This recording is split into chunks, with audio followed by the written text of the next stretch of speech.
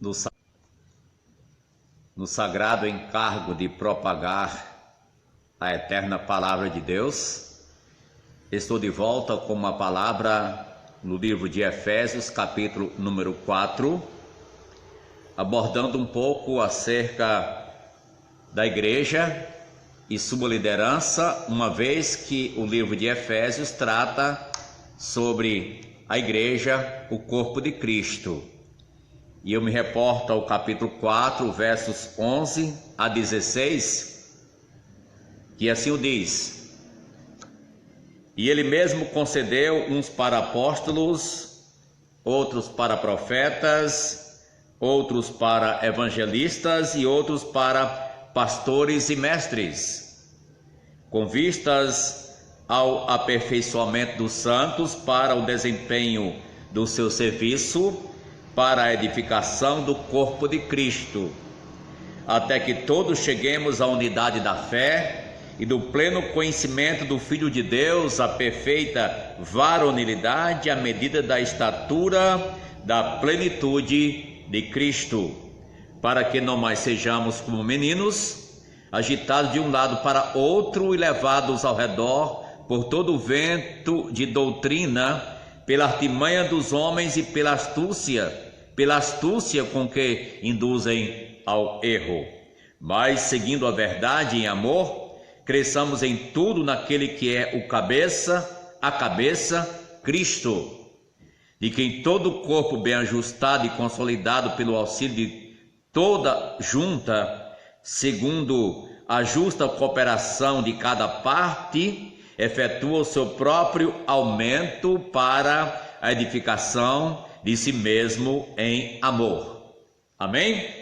Deus aplique a sua palavra em nossas vidas. Vamos orar? Eterno Pai, te louvamos porque o Senhor é grande. O Senhor se interessou com este mundo e enviou Jesus. O Senhor estabeleceu a igreja do Senhor. E o Senhor Jesus deu a vida pela igreja. O Senhor deu o próprio Filho pela igreja, para salvar o mundo e constituir nela um povo que vai levar a mensagem para a salvação dos pecadores. Ó Pai, obrigado pela Tua palavra, pelo Teu Espírito Santo e por esse momento refletindo na Tua graça nesta passagem. Oramos em nome de Jesus pelos nossos ouvintes, por aqueles que nos acompanham neste momento, que Tua graça os alcance e que venham refletir a luz do Evangelho em suas vidas, para a Tua glória. Amém. Bom, estamos para trazer esta palavra sobre a liderança da igreja.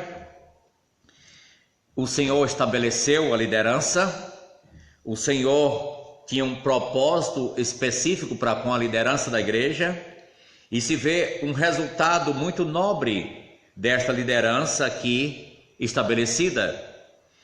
Efésios capítulo 4, esse livro trata da igreja como o corpo de Cristo. E este capítulo retrata a unidade da igreja. É importante que haja unidade na igreja. E nós sabemos que, havendo a liderança, havendo o trabalho desempenhado, haverá um resultado glorioso, maravilhoso. Resultado este que se encontra nos versos de número 13 e 14 em diante. Bem, mas queria que você pensasse um pouco nesse assunto, porque estamos num tempo em que as pessoas tendem a desacreditar da atuação e ministério da igreja. Surgem movimentos, mesmo se dizendo cristão, e que não acreditam na execução e desempenho da igreja na forma em que acontece hoje e historicamente tem acontecido. Existem os desigrejados que não querem mais se congregar, e existem também em uma segunda instância aqueles que tendem a desacreditar do próprio ministério pastoral, da liderança da igreja. E aqui nós temos base, chamo a sua atenção, porque o próprio Senhor foi quem estabeleceu a liderança na igreja. E ele mesmo concedeu uns para apóstolos, outros para profetas, outros para evangelistas e outros para pastores e mestres. Então aqui está claro que foi o Senhor quem estabeleceu essa liderança. E nós vamos olhar o que Pedro falou sobre esta matéria. Pedro, que era um dos apóstolos, também como Paulo, e aqui no capítulo número 5 do seu livro, 1 Pedro, eu leio aqui no verso número 1: rogo, pois, aos presbíteros que há entre vós. Você nota que há 4 palavras para o ministério pastoral: ancião, bispo, presbítero e pastor. Tudo é a mesma coisa, contudo focalizando ênfase diferente dentro da igreja. Mas aqui falou aos presbíteros, eu presbítero como eles. Pedro era um presbítero, Pedro era um pastor, recebeu de Jesus a incumbência de pastorear. E aqui disse, eu presbítero como eles, e testemunha dos sofrimentos de Cristo, e ainda co-participante da glória que há de ser revelada. Aí o verso 2: pastoreai o rebanho de Deus que há entre vós. Então nota, irmãos, nota, ouvintes, que o ofício do presbítero é o do pastor, de pastorear o rebanho. Lembra que Jesus incumbe a Pedro a tarefa de apacentar as minhas ovelhas, apacenta os meus cordeiros, o que para isso perguntou para ele uma sabatina de apenas de 3 perguntas com a mesma coisa: Pedro, tu me amas? Porque se alguém ama ao Senhor, vai amar as almas perdidas, vai amar as ovelhas, vai amar aqueles a quem o Senhor nos deu responsabilidade para pastorear. Então ele concedeu. E aqui nós vemos também, o propósito verso 12, com vistas ao aperfeiçoamento dos santos aperfeiçoados. Nota aí, santos aperfeiçoados, para o desempenho do seu serviço. O santo sendo aperfeiçoado, o serviço será desempenhado. Nota isso?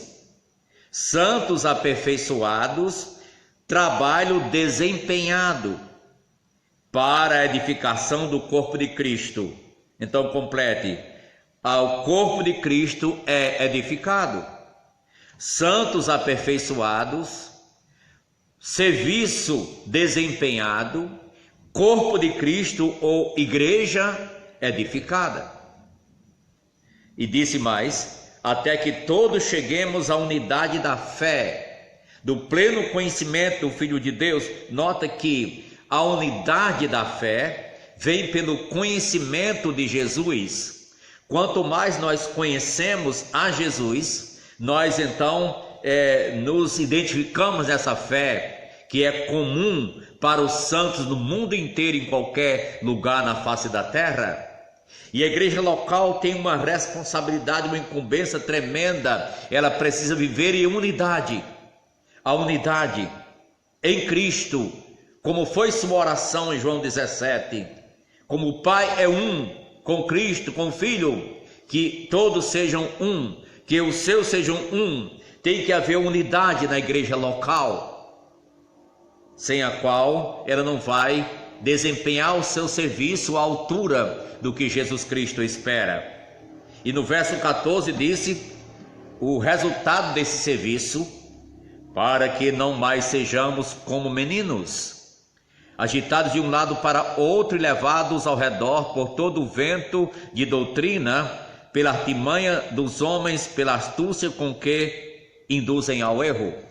Então você percebe que o crente precisa crescer para atingir a estatura máxima de Cristo. Isto é praticamente impossível nesta vida, mas é a nossa meta, o nosso alvo, ser como Jesus, ser parecido com Jesus, como cantamos, não é? Quero ser parecido com Jesus. É verdade, irmãos? Precisamos procurar nos identificar com Jesus Cristo. Por isso temos que conhecê-lo mais e mais e crescer conforme a sua estatura, o seu tamanho, a sua altura. Temos que buscar essa desenvoltura para seguir o nosso modelo supremo, que é o Senhor Jesus. E disse mais, está claro que isso leva ao crente a ser orientado pela doutrina, pela palavra, e isso leva a ele estar firme, consolidado, não mais um crente volúvel como uma criança que todo mundo pode levar para onde quer, volúvel tal qual uma borboleta que vai para aqui, vai para ali e nunca se firme em nada. É um bom exemplo da volubilidade. Mas o crente não é para ser volúvel. O crente não é, ele é para ser estável, estabilizado, não como meninos agitados de um lado para outro. Então, em outras palavras, o crente não é para ser um biruta. O que é isso, uma biruta?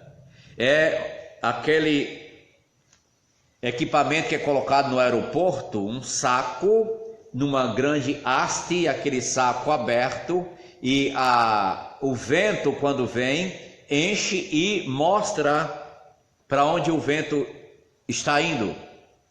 É um sinal. Então, a biruta, ela é rodada pelo vento para lá e para cá. Mas o crente não é para ser biruta, é para ser firme, equilibrado, seguindo firmemente a Jesus, olhando para Ele, olhando para cima, olhando para o alto. Isso é um resultado do trabalho da liderança, gente. Está claro aqui. E por isso eu chamo a sua atenção para você refletir com responsabilidade. Você acredita na igreja de Jesus Cristo? Você se identifica com ela, você já é parte dela, desse corpo de Cristo, essa igreja pela qual Ele deu a própria vida. Deus deu o maior presente, seu Filho, por causa da igreja. Esta igreja que vai ser um instrumento de levar a mensagem ao mundo inteiro para a salvação dos perdidos, para fazer parte do corpo de Cristo. Gente, você nota que é muito nobre, é algo muito sublime. Não podemos desprezar a igreja do Senhor Jesus. Ele a comprou com o seu próprio sangue, deu a vida pela sua igreja. Bem, você segue a liderança que o Senhor colocou na igreja? Está claro aqui sobre essa parte tão importante. A liderança tem a responsabilidade de conduzir o povo a decisões certas pela palavra de Deus, a conhecer a vontade de Deus para seguir e servir e tomar decisões sábias na sua vida pelas Escrituras, amando ao Senhor, amando aos perdidos, buscando desempenhar a sua obra, o seu serviço na face da terra.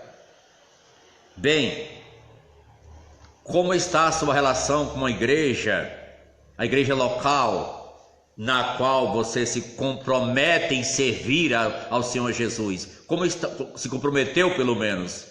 Como está a sua relação? Você se identifica ou despreza essa igreja que Cristo tanto a estimou e considerou? Nossa reflexão em Efésios 4 tem um sentido especial. E eu estou com isso respondendo o apelo das irmãs da sociedade feminina que pediu uma palavra sobre Efésios capítulo 4.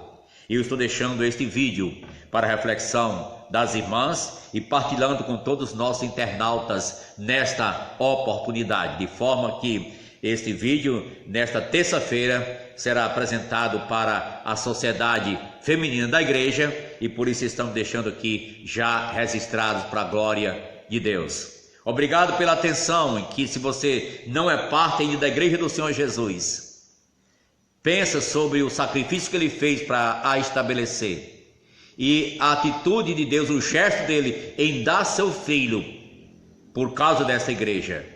Claro que foi para o mundo inteiro, mas estamos especificando: Cristo amou a igreja e se entregou por ela. Nós não podemos ter uma atitude antagônica para com a igreja, que fuja exatamente dos princípios da palavra de Deus. Temos que amar ao Senhor, amar o povo do Senhor, servir juntos como um corpo que unido e ligado vai funcionar na sua totalidade, sem deficiência. E estamos aguardando a volta do Senhor Jesus, que será muito em breve e com eterna glória. Amém? Deus abençoe. Obrigado pela atenção. Deus seja louvado. Eu queria cumprimentar os nossos internautas agora no final do nosso estudo, saudando aqui aqueles que estão nos acompanhando. Deixe-me localizar aqui os amados irmãos que nos seguem nesta hora. É que, olha, vocês têm que entender que eu tenho um pouco de dificuldade com esse dispositivo, mas eu foi tirado o lugar, mas a Rafael está na sintonia. Boa noite, Rafael, Deus o abençoe. Luzinete também. Porque está tão pequenininha a letra, né? Ok. Samuel Lima e Ione Medeiros. Muito bem, a irmã Ione. Deus abençoe, irmã Ione. Que a graça de Deus a conduza no centro da soberana vontade daquele que é a razão de nossa existência, o Senhor Jesus. Amém? Muito obrigado a todos que nos acompanharam. Deus abençoe e uma boa noite na graça de